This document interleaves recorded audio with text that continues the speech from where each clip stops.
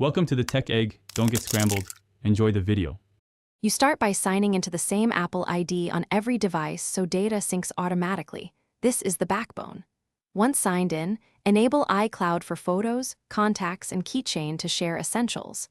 Make sure Bluetooth and Wi-Fi are on and devices use the same network. This speeds initial handoff and AirDrop. Now open Settings and confirm True Tone, Handoff, and Find My are enabled. These first steps create the secure, connected environment you'll build on. Once preliminary sync is active, connect services that let devices behave as one. Turn on Handoff and AirDrop so you can pass tasks and files seamlessly between iPhone, iPad, and Mac. This enables workflow continuity. Set messages in iCloud and FaceTime to sync conversations and calls across machines, which prevents lost threads.